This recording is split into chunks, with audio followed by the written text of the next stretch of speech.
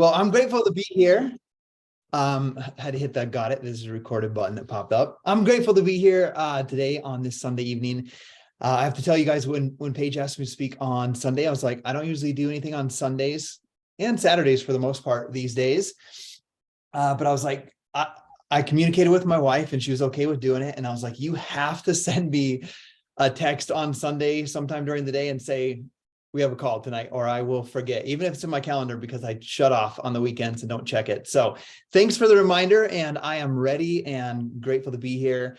Just got back like 10 minutes ago from a dinner with my wife and 5 kids. We were celebrating their birthdays, like a month behind, but we made it. So here we are. I listened to those, just so you guys know, I listened to those accolades. I'm like, who is that person? Like 12 years and all of those things. But one of the main things I want from this call is that you maybe listen to some of the stories that I tell you guys today, and I'm going to have you guys answer some questions for yourselves in your own lives. But I want you to just ask the question, why not me? Like, I am deserving of anything that I set my mind to if I'm willing to be patient, put in the work, and stay consistent and be willing to grow into that person. Because that's how I got to where I'm at. That's how Paige got to where she's at.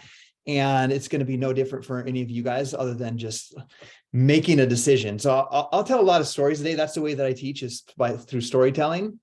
So as I tell these stories, just think, why not me? Reflect on maybe how it might relate to your life and how you could go through to that next level through some of those questions. But I want to just start out with some of my story. I could talk forever about it, but I'll give a brief background. I am a college dropout, former musician / alcoholic / cocaine addict. And now we live this incredible life. So I say that up front so that as you might listen to some of the stories, you can be like, oh, because maybe you have some things in your life like, I have a problem with this, or I had a problem with that, so I can't be successful. You might have some limiting beliefs like that. So just know that all of those things, you can break through those, you can move through those. But for me, I want to start out with saying, like, I always had dreams of being a professional baseball player.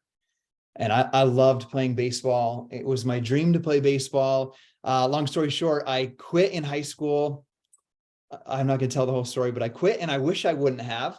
But I started pursuing music, playing guitar.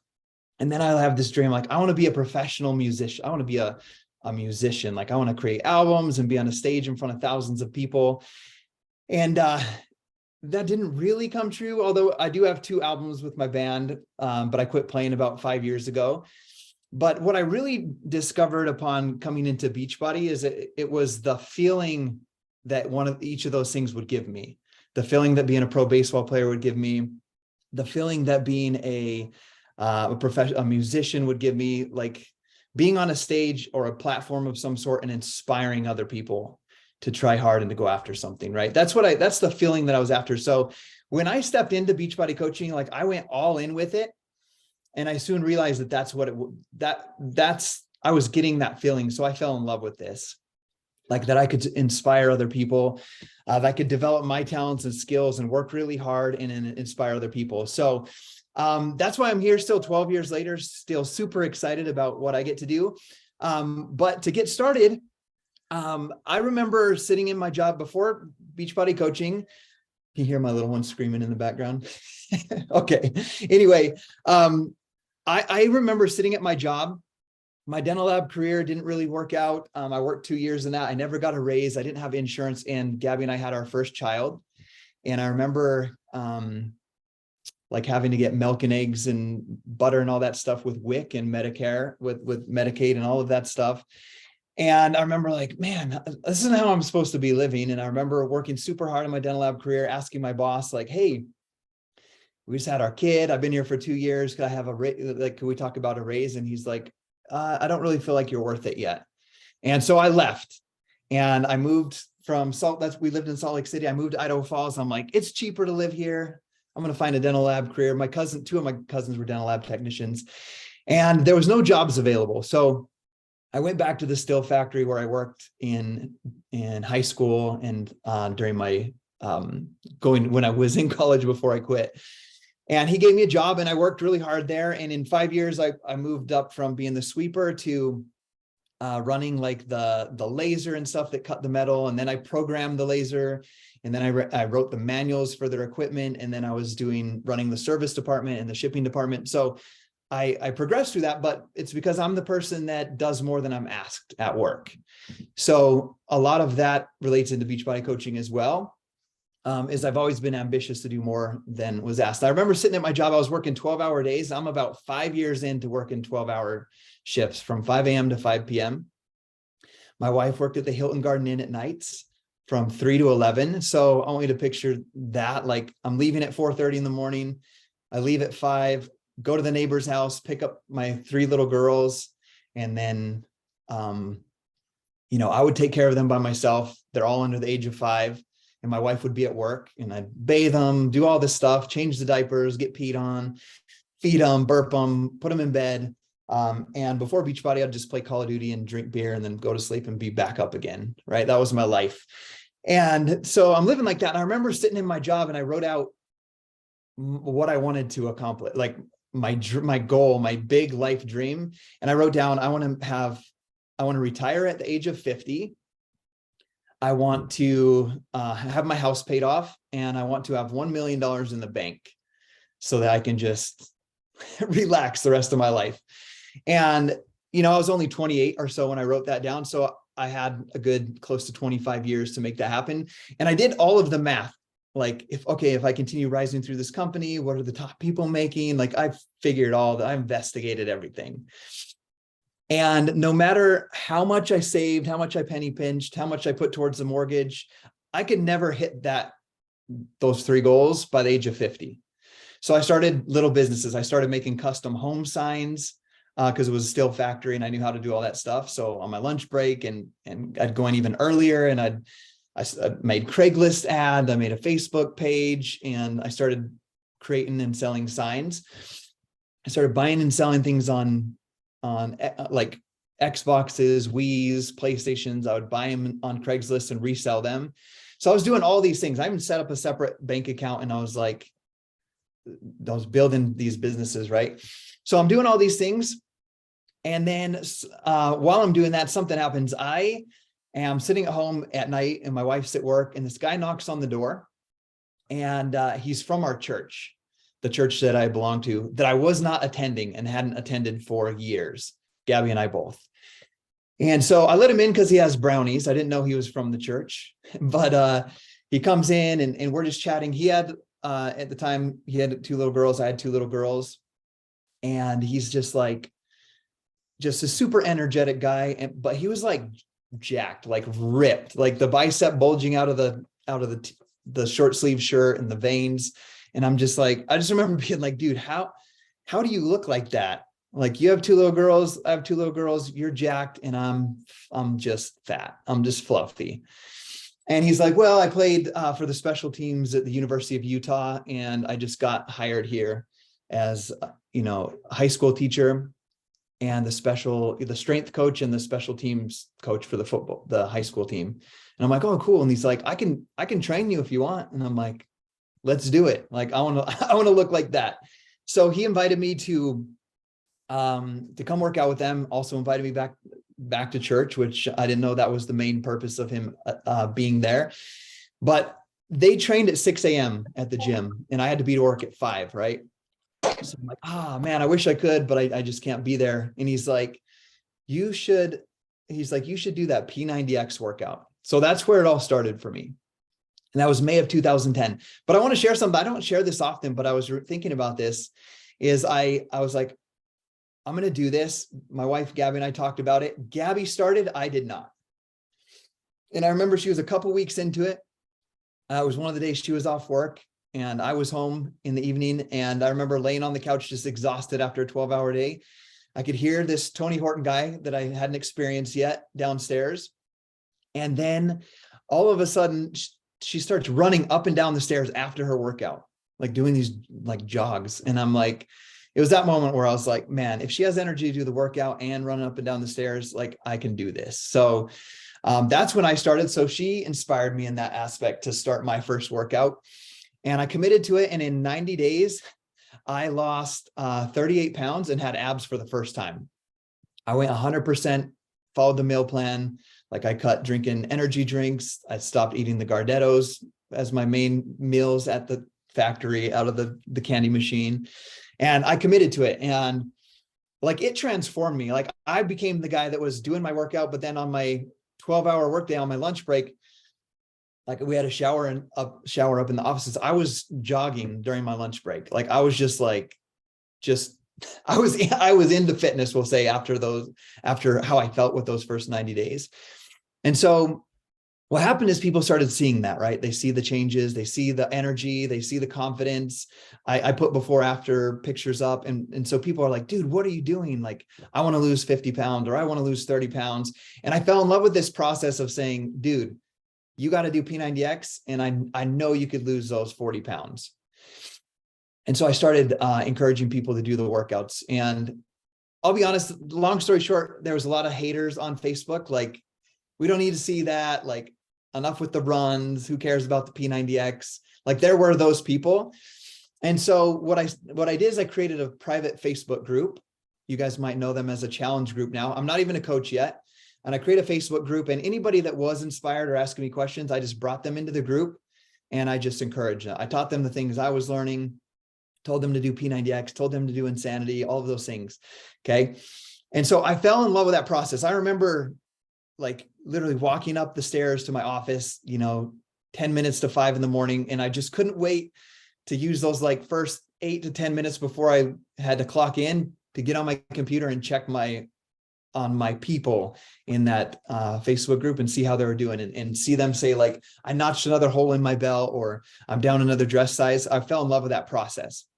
So turns out I put my pictures on the P90X like page on Facebook, and I got about 30 copy and pasted recruiting messages about 3-way calls and webinars that I could hop on. And so many of them they're copy and pasted because they were identical from multiple people. And I was like, whatever that is, that's the grossest thing I've ever seen in my life. And I would never do that. And I actually got on Facebook and I was like, if any of these coaches could convince me to be a coach, I would absolutely destroy it. I don't really talk like that anymore, but that was my Call of Duty talk back in the day. So I was like, I would never do it. But it was because I was like, that's gross. Whatever those messages, like I would never be a part of something like that. But I'm doing all these side businesses, right? So time goes by and I am curious because I'm doing the workouts, and I get on YouTube and I watch a transformation video from Lindsay Matway, and she does like a 360 like transformation video. And she talks about how she had a bartending business, and she had her first daughter, London, prematurely and incurred a few $100,000 worth of debt. And in that video, I felt like she was speaking to me. She's like, I was able to leave bartending, and I've been slowly paying off, like I'm helping people with P90X. I'm slowly paying off that debt. And I remember just thinking in my head, it was like clicking to me. I was like, the reason I'm working 12-hour days is because we bought a house that was too expensive for us when we were newlyweds, and we're living paycheck to paycheck for like 5 years straight. So I'm like, maybe this is it. So I email her email was in the description of that video. She gets a hold of me and sets up a phone call, and she didn't try to recruit me. She told me I had awesome results, and that was so cool that I did that and I shared that. And then she just asked about my life. She asked me some hard questions. That's why the last like 20 minutes of this call, I'm going to have you guys answer questions, because she asked me questions like, are you doing what you always wanted to do? Like, does your wife like love working at the hotel? Is that what she always wanted to do? And all of those things were like important and powerful, but hurtful. Like, no, I never envisioned my life where my wife would work and that we'd put our kids in a daycare or with a babysitter. So she invites me to coaching. I tell her no. And I didn't feel any resentment from her through that. She just continued to encourage me. I told her, I'll send you people if they need P90X or Insanity. That's cool. It works for you and whatnot, but I'm just going to keep helping people for free. So that's how I got started. She would check in with me maybe once a month. And then it was on April 11th, 2011. Oh, I got to tell you something else real quick. There was, how we have promotions, like whether it's a promo code or a challenge pack is discounted. We didn't have challenge packs back then, but one month there was a no enrollment fee. Like you could sign up as a coach for $0. And she gets a hold of me and she's like, hey, like, I'm not even going to make you get Shakeology because I hadn't ordered it at all yet. I'm just doing the workouts. She's like, you can sign up for $0, like for free. And guys, I still told her no. I was like, no, still not for me. And honestly, I was afraid of a few things. I was afraid of being able to pay for the $15.95 coach fee monthly, that I wouldn't be able to sell anything. Like there was a lot of fears. I was afraid that, social media, like I wasn't on social media like she was. There was a lot of doubts that I had to work through. But April 11th came. It was a few weeks after the birth of my third daughter.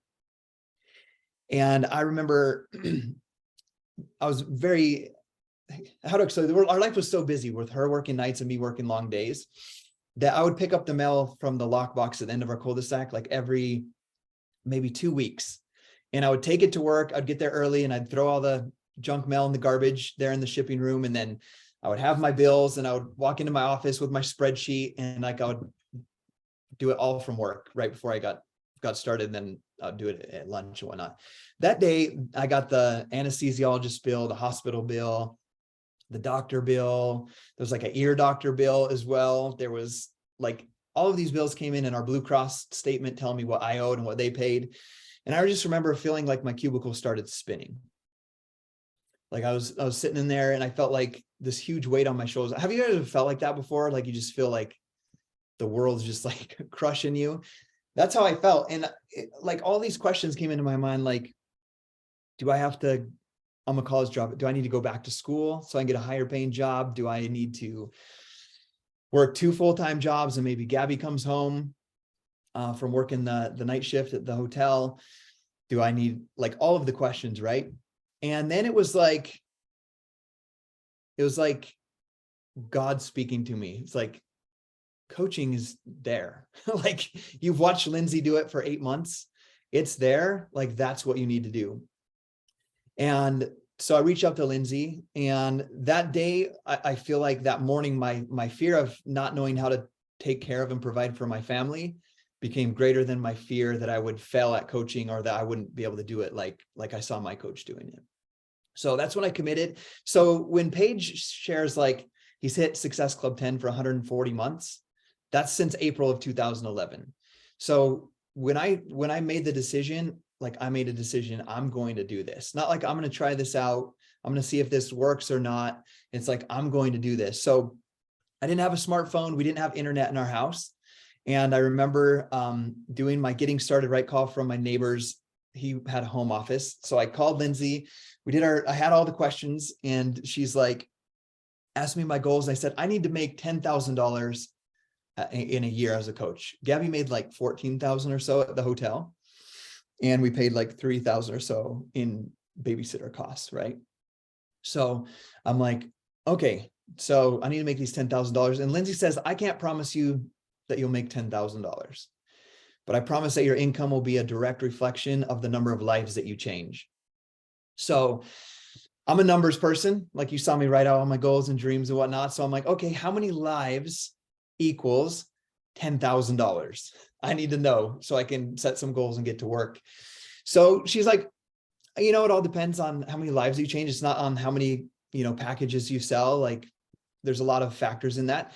But she did say, I hit that number in my first year. Like I earned at least that much in my first year, and I hit Success Club 10 every single month. So that's a baseline that I could give you that, that I've seen happen.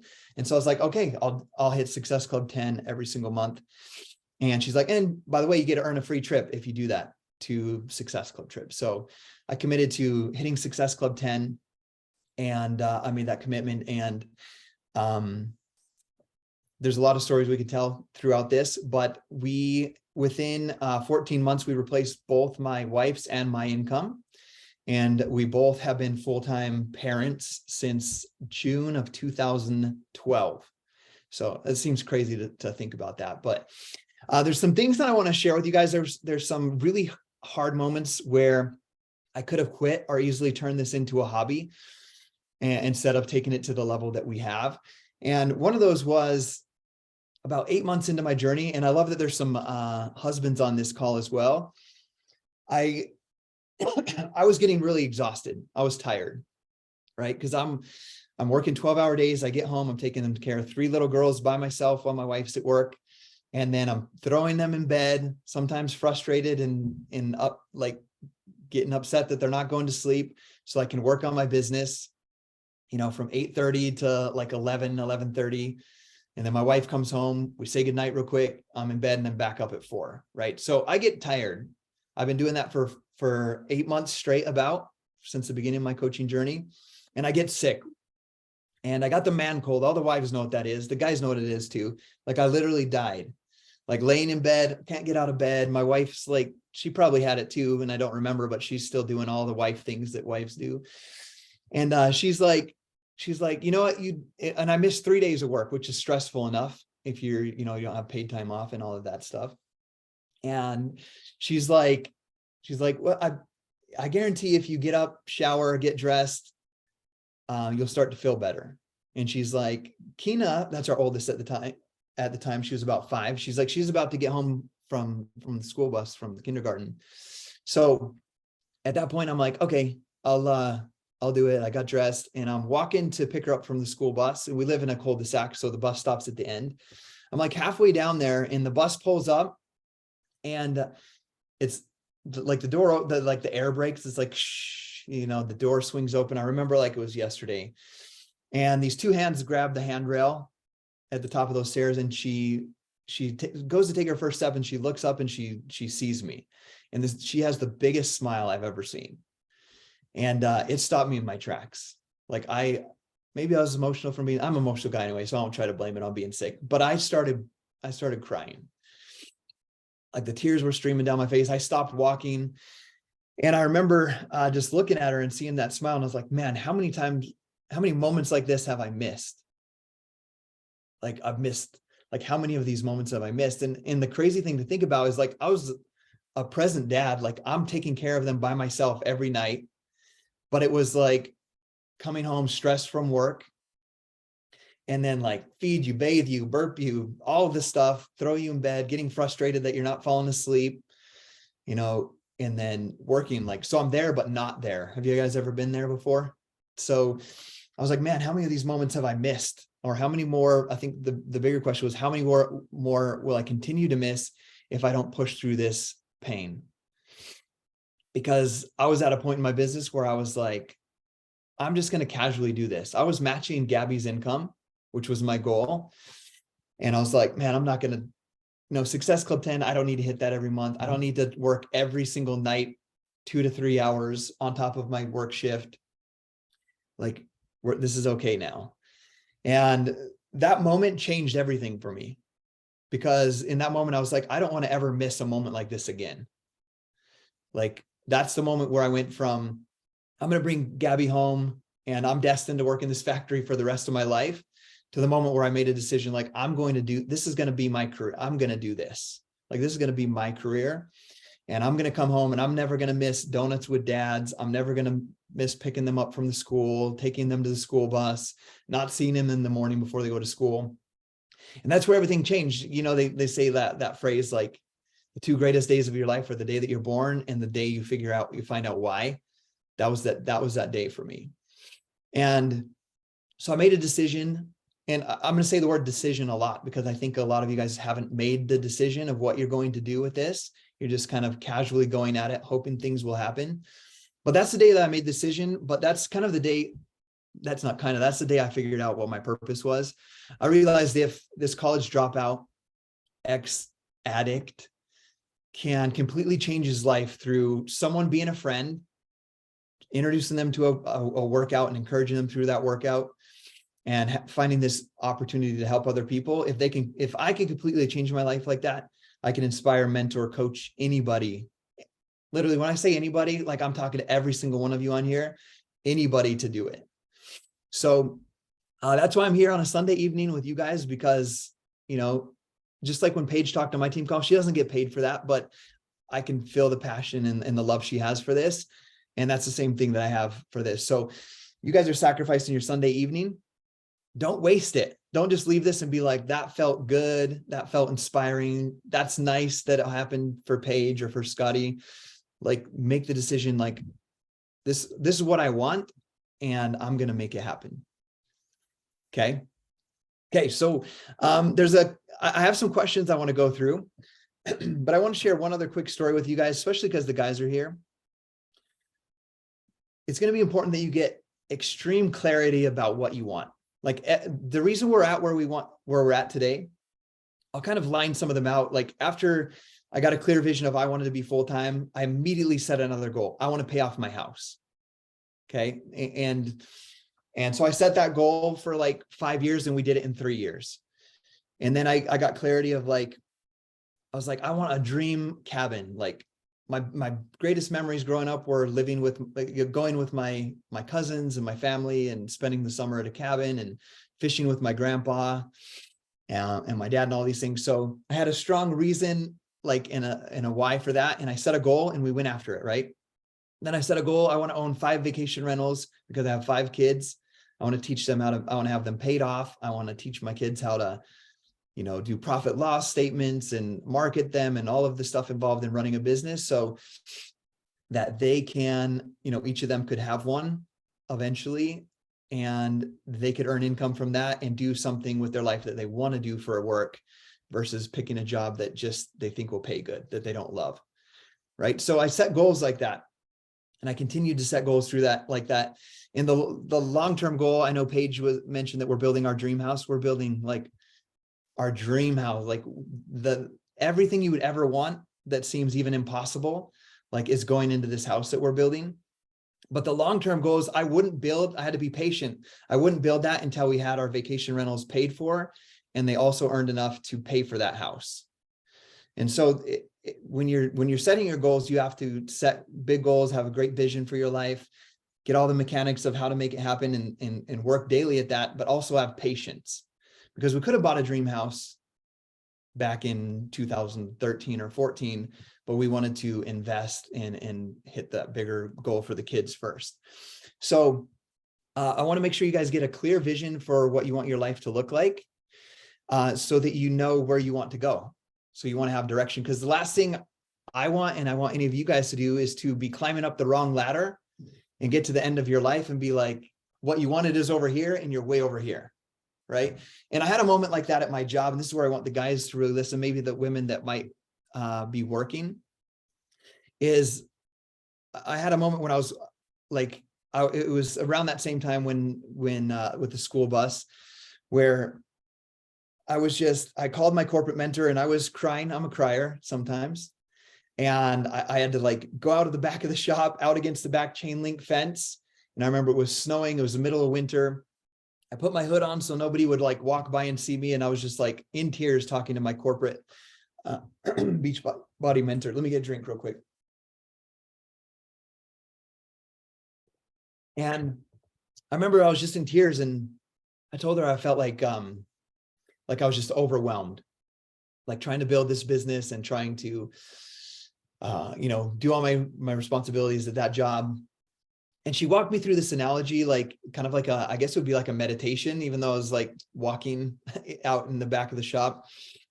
And she's like, I want you to imagine that you fall into this dark water, it's just really dark. It's water, and you start sinking, and the light above you starts disappearing as you drop down, and you're holding your breath.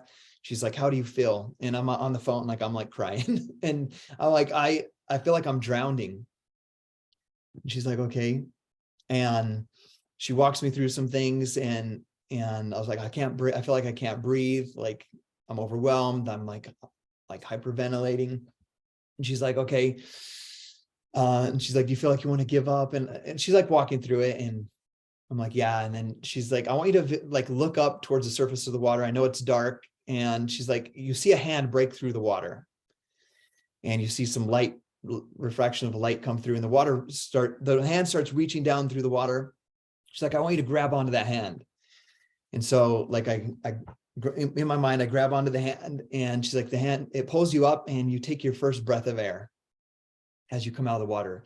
She's like, how do you feel? Like, I feel alive. Like I feel grateful. I feel alive. And she's like, that hand is Team Beachbody for you.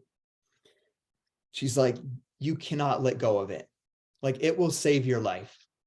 It will completely change, and it will completely save your life. And so I remember walking through the shop, and like I always had goals of like in that shop. Like I was like, I went from sweeper to running these departments. I could be like the head engineer, the head foreman, or the head of sales, or any of these positions if I continue down this path. Like I've only been there 5 years and I have like 40 years left. So I knew I could get there. But as I walked through the shop after that, I remember looking at all these people that I looked up to, and I respect them all. I have great relationships with a few of them. And they're in the positions I was aspiring towards at that job. And I remember just looking at them, and I knew kind of what their income cap was. Those income caps didn't match my life goals or wouldn't help me get to those. But I remember looking at them and I was like, they were all in their late 50s at the time. And they were the ones that were working there with me. They were the guys that were there 12-hour days with me. The few people that worked those long days were those people that are aspiring to be. And the thing is I looked at them, I didn't want their life. Like as I walked through that, it was like just a big aha moment for me. Like, I don't want in 20 years to be here 12 hours a day and to look like that. And it's no offense to that, but like they were in their 50s and they looked to be in their late 60s because they've been in that shop since they were 16 years old. And it's like, I don't want that life. And then I looked at Lindsay, and people I looked up to like Janelle Summers, Melissa McAllister. And I'm like, I want that life. Like, I want my life to look like that in 10, 15 years. So that was a huge moment for me of, what would be the word, perspective, because I thought it was really hard to come home from a 12-hour shift and work on my business 2 to 3 hours a night. But in that moment, what seemed more hard or more difficult would be spending another 35 or 40 years in that shop to get to that position that I was aspiring for. So I was like, I'm willing to do 2 to 3 hours a day for the next, at that time, I was like, for the next 10 years to live a life like I see Lindsay living. I'd much rather do that than 40 years in the shop working 10 to 12 hours. Does that make sense? So I want you guys to really think about perspective, about your goals, what you want your life to look like. And every time that you set a goal, I want you to get clear about why that's important for you. What's the meaning behind it? So that first goal for me was $10,000, right? I wanted to make $10,000. What that meant is my wife wouldn't have to work evenings anymore. So when I came home from work at 5 o'clock, my wife would be home, my kids would be home, and us 5 could take walks, kick soccer ball, sit down and eat dinner together, and do that for the first time because we had lived separate lives for the first 5 years of our marriage. So that would be the why.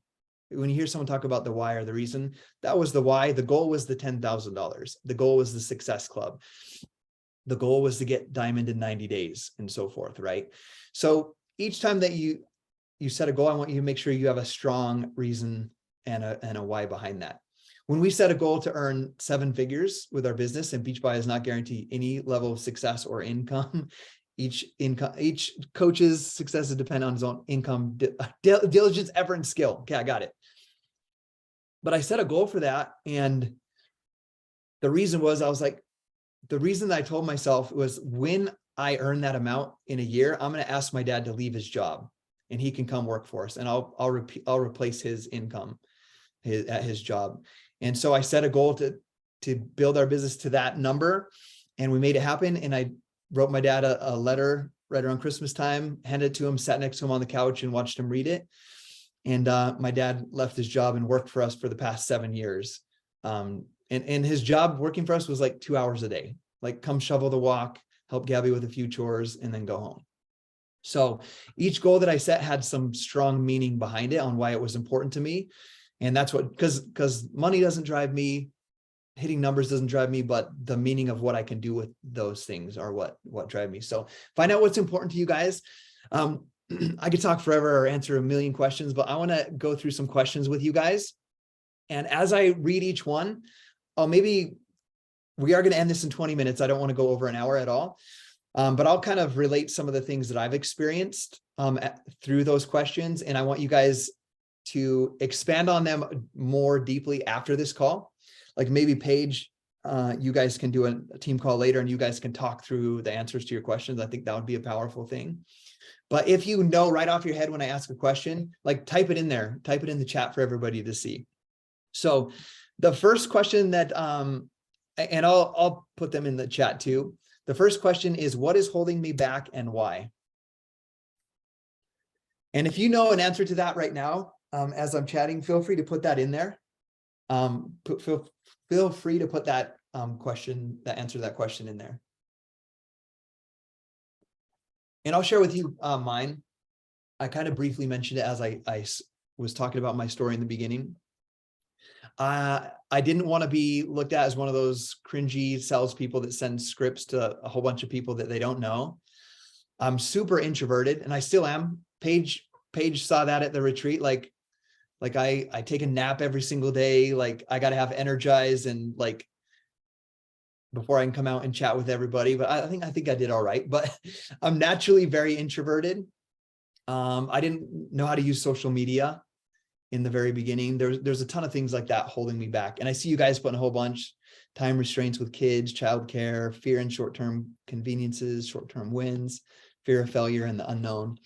Okay, so, and I do want you guys, Paige, later to go through these in more depth, talk through them as a team. And I know you guys will get more vulnerable with those as well as you go through them. So what is holding me back and why? You gotta discover what that is if you want to break through the next level. I don't want you to spend the next year, 3 years, 5 years at the same place at the end of each year with the same. It's the most, I'll say this as nicely as I can, it's the most annoying thing to me when I talk to one coach year after year after year that says the same thing. My wife doesn't support me in this, or I'm afraid of what my coworkers are going to say, or I can't talk about the business because I'll lose my job. Like all of these little things that are holding back, I hear them year after year after year. So I want you guys to really discover what that is so that you can break through and move past it. Okay, second question, and I'll type these in for you. What are your greatest fears and why? What are your greatest fears and why? I'm afraid of grizzly bears. I'm an archery hunter and I'm afraid of grizzly bears because I've had some very close encounters, but that's not the kind of fear I'm talking about.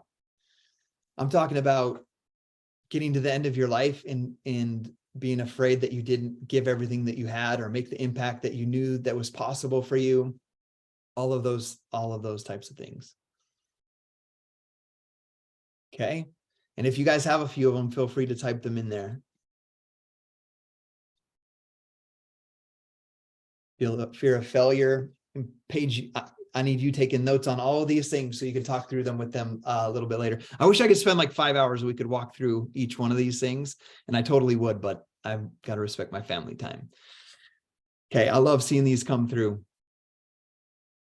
I'm going to share a quick thing I want to share at the beginning, just because I know you guys are very much faith-based. But I would assume most of you are knowing Paige and the way that she speaks and on our team call.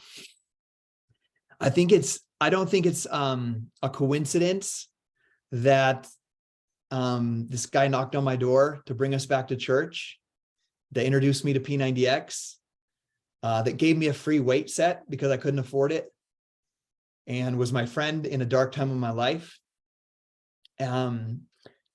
Between that time of when we met him in May of 2010, Gabby and I came back to church. We felt very welcome there. We started paying tithing for the first time ever.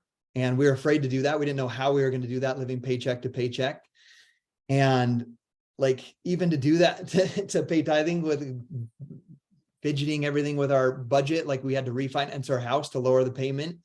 Like we had to do a lot of things, but we took that leap with faith. So it's no surprise to me that coaching came into our life as a result of that, and everything that we've experienced. I give it all to making that commitment to our spiritual well-being and putting God first in our life. So I just want to share that with you guys.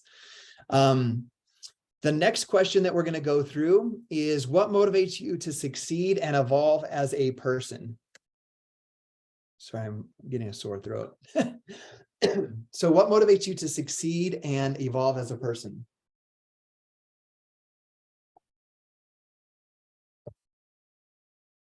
Freedom. Yes, I love that. I'm going to tell this is for everybody in here. I'm going to tell a quick story just because you said freedom. My church leader, they're called a bishop in our church. As I was working with him on coming back to church and getting involved and getting a calling to work, be a teacher and whatnot. He pulled me aside outside of one of our spiritual little one-on-one meetings. And he's like, I see what you're doing with your Beachbody business. And I didn't know this, but he was the CEO of another network marketing company. And I had no idea. And he's like, this was outside of our little church spiritual meeting. At the time, I was making about 80 to 90,000 with my Beachbody business in a year. Okay. He offered me to be a director of sales, which would be like Sydney Moyer, like your regional sales direct. He offered me that position in a Spanish speaking country because I speak Spanish. Guys, he offered me $250,000 a year salary to be a sales manager. And I was making 40,000 in the factory. I still worked in the factory and I was building my Beachbody business. You know how enticing that sounds when you make 40,000 a year? And guys, I told him no. And you want to know why? Because my goal was not to make 250,000. My goal was to be home with my kids. And taking that sales position would have meant traveling out of country continuously. So when you're setting goals, it's not always about money. It's about what do you want your lifestyle to look like. And sometimes you have to take sacrifices like that. Okay, the next question we're going to do is, what are the 3 most important things you have learned about yourself? And I'll share just one of mine to kind of maybe make you think about it. I learned that who I always was in the past isn't who I have to always be in the future.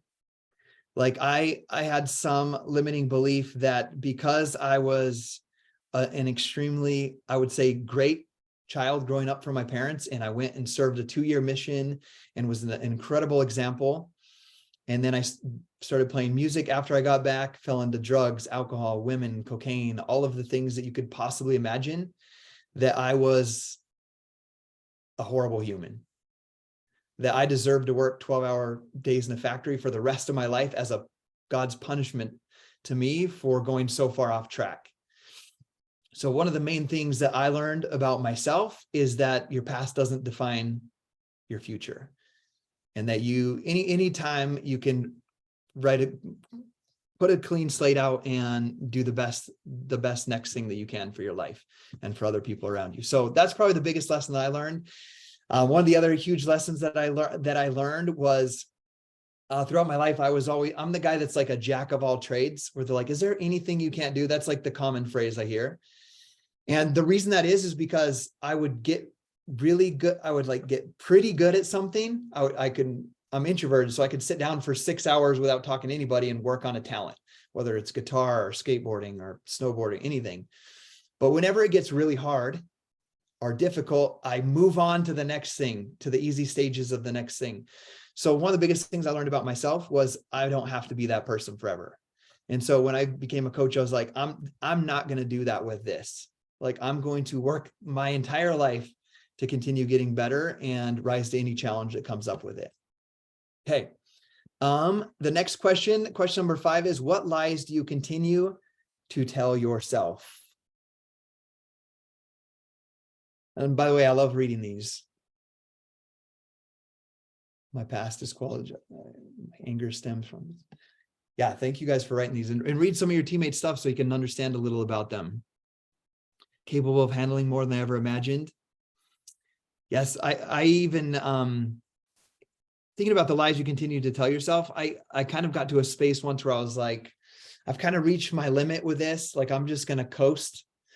I'm 42 and we have these vacation rentals that we've completely paid off that earn income, and our business is pretty big, and like it could just continue going. It obviously wouldn't continue growing, but it could maintain me and I would be okay for the rest of my life.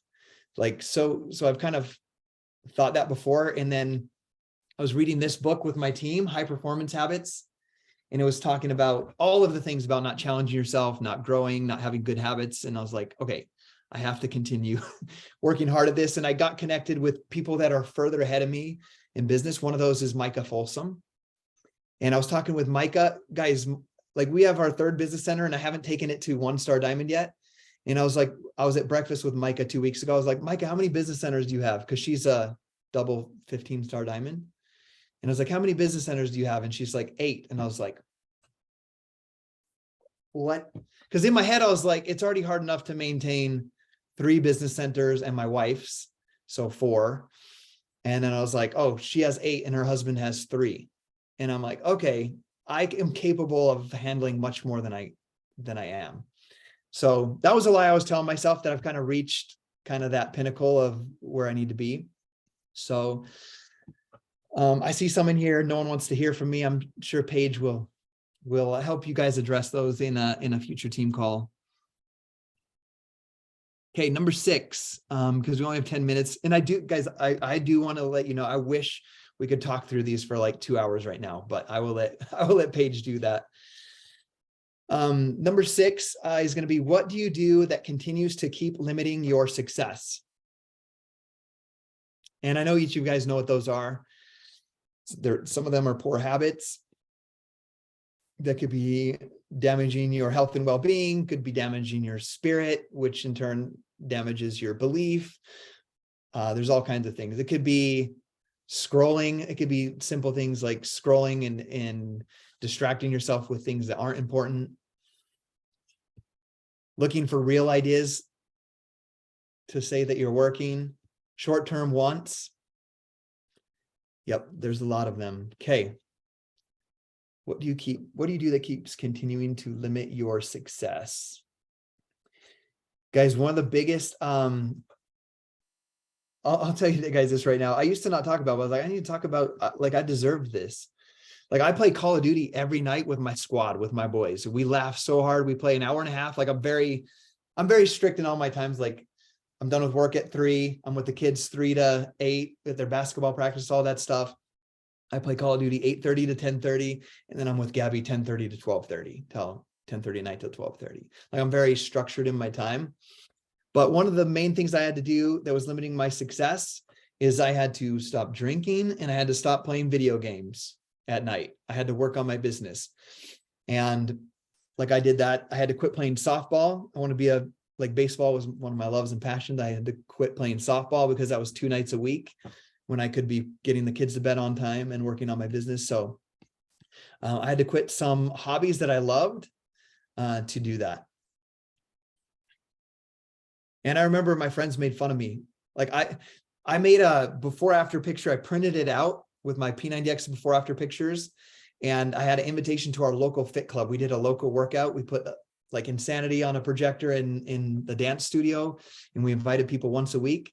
And I invited my baseball team to it, and they like just crumpled it up and tossed it, like, oh, we don't need to see that shit, like, of my before after. And so I had to also sacrifice the social acceptance of ignorant people. Was a huge thing that I had to do as well. Okay, next, what is the vision for your life? We kind of talked about this when I talked about the ladder. What is the vision for your life? Okay. And I have an activity, write this down. It's an activity I want you guys to do. And you could share it with your accountability partner or with your upline coach. I want you to write out your ideal day.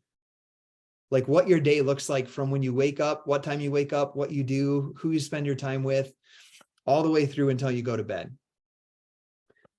What is your vision? What is the vision of your life look like? So, like, if you, like, for example, I'm not a 5 a.m.er. Like, I get up at 7 with my kids, and I spend from 7 to 7:45 present with them, helping the little guy brush his teeth, helping them get out the door. I drive my junior high daughter to school, and we chat on the way to school. And then I start my workday when I drop her off at like 8:30. And then at 8:30, I sit in my truck after I drop her off, and I read my personal development, and then I do my workout. Like, I'm like, this is my ideal day. And I work, and then I have even a nap scheduled. That's how ideal my day is. So, okay. So what is the vision for your life? What do you want that to look like? And I want you to get in detail. There's a book. I can't tell you all the secrets from it because the book tells you that you got to discover it on your own. But the book, Think and Grow Rich, talks about having a burning desire And that would kind of be like the vision for your life in a way. What is that thing you want so badly for your life? Okay. Next question. Number 9, what limiting beliefs and stories do you hold on to?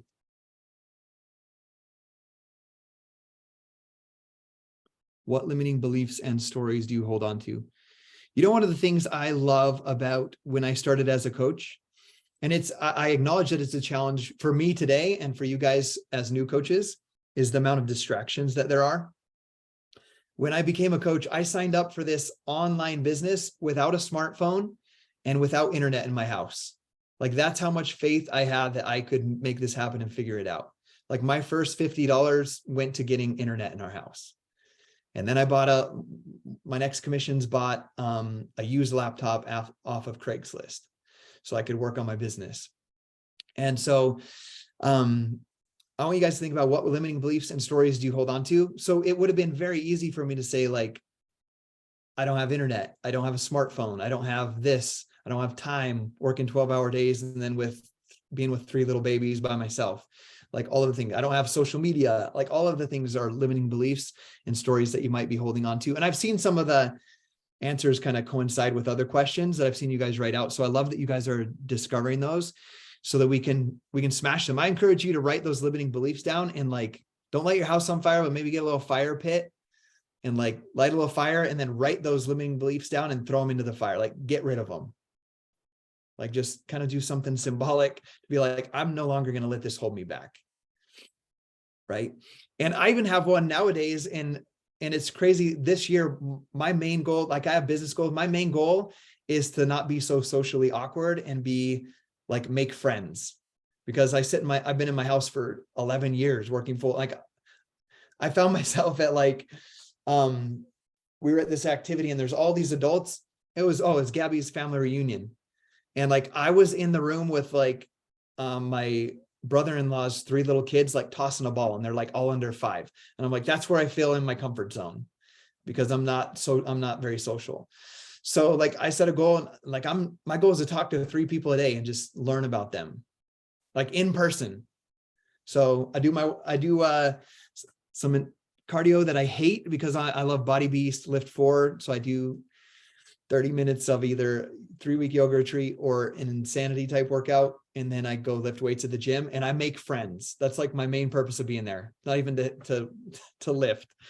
So it's a limiting belief that I was holding on to, is like, my business isn't at the level that I want it to be because I'm not very social.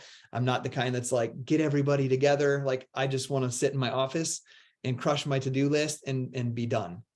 Because that's how my life has been for the last 11 years. So yeah, that was a limiting belief that was holding me back. Like, I can't be like so-and-so because I'm not so social, and I'm not the come gather around, let's have a fun party type of person. So I only do 1 party a year, and it's the ski retreat page. So if you think I know how to do that, that's just once a year. Okay. So there are limiting beliefs and stories that you guys are holding on to. Let's get rid of them, or at least identify them so we can work on getting rid of them. Okay, number 10, and we will get this wrapped up. Okay, what does success mean to you, and what does failure mean to you? What does success mean, and what does failure mean? One thing that I heard from one of my mentors, his name is Craig Holliday. He has a cool series called the 90 Days of Excellence. He let me put it on my YouTube channel if you ever want to go through it.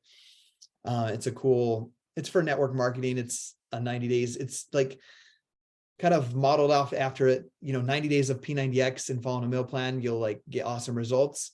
It's basically a 90 days of crushing it in your business. Like, here's some training calls. So it's really cool. But one thing that he taught me, or that I heard from him sitting in a lobby with him once at a super weekend, it was like, we were talking about goals and all that. And he's like, Scottie, you can have all the success in the world, but if your family is not intact when you get there, it's not success. And so make sure that you make your family a priority, and that your business comes secondary to that. So I'm going to end this out with, make sure you guys go through these questions and dig a little deeper with them. And then I want you guys to talk about them. But if you guys have a spouse, I see some spouses on here. it's going to be so important to communicate with your spouse what you're doing, why it's important, what you want to accomplish with this. I like the dudes on here, like there's no better bit. Like I run, we're building our 5th vacation rental, and they do awesome. And it's a high-end luxury vacation rentals. And so, I mean, like some of them are grossing like 140,000 in rents a year. Like, so they're very great businesses, but you can get nowhere near those numbers that you can with this business. If you build a team and you help people get results and fall in love with these programs and products and teach them to pay it forward and help other people, it'll blow it out of the water. Like our team does over $1 million of sales a week of bod, Shakeology, collagen, beach bars, all of that stuff. And there's no business costs. There's $15.95 to run your business. When I'm running those vacation rentals, I have someone manage them. There's repairs. We had some bed bugs in one of them last week, and it cost $2,500. And we had to take renters out for 2 weeks and put them into someone else's house. So there's no income. Like real other businesses have so many costs, and this one does not. You just have the ability to share with people, help them transform their life, earn income from it, and then teach other people to do that. So go after it, be supportive, like communicate with each other. I encourage you even to involve your kids. Set goals like we're going to go on a cruise. Like when mommy hits this goal of 2-star diamond and opens her next business center, we're going to take the money from that and we're going to celebrate that by taking you guys on a cruise. And then that way, when you're communicating your blocks of time, when you communicate to your spouse or to your kids, be like, okay, mommy needs 90 minutes to work right now. And then after that, the phone's going away and we'll do all the activities that we have planned as a family. They know that those 90 minutes equals a year and a half or 2 years down the road, a cruise or whatever that might be, a trip to Disneyland or a trip to Disney World or whatever that might be. There was one powerful lesson that I learned about that. Like put those goals, communicate them, but put them up where you can see them. Like if you set a goal like that with your kids, put on the fridge, like a cruise, make a countdown, make it fun for them as well, so that they're involved in that. And then this is another Craig Holiday thing to end it out. Craig Holiday once, he shared a story of one of his guys that he was mentoring came to him and said, I think I'm going to quit. And Craig's like, don't tell me you're going to quit. He's like, I want you, when you get home from work tonight, he was a truck driver. He's like, I want you to walk your wife and kids into the kitchen where you have your goals on the fridge. And I want you to rip down that, it was like a pony. I want you to rip that picture of the pony off and tell your daughter, we're never going to have that. And then I want you to rip off the picture of that house that you promised your wife you would get for her, rip it off the fridge and say, I'm not going to be able to make that happen for you. He's like, doing that to your family is going to be much harder than it will ever be to build this business. Like doing that, taking those goals and dreams off will be much harder than this business will ever be. So I'm going to leave you guys with that. Get clear on your goals, communicate with your spouse, with your team. And I want you guys to work through those 10 questions so that we can go. So a year from now, I can hear your success story and see where you guys are at. That's it. Scottie, thank you so much. You're welcome. We all have a lot to think about, and we will talk about these questions as a team, but I think we need like a week or so. Yeah. Process. So thank you so much for your time, especially since I know you don't do a lot on the weekends. So we appreciate you. It was an honor. Thank you. See you guys.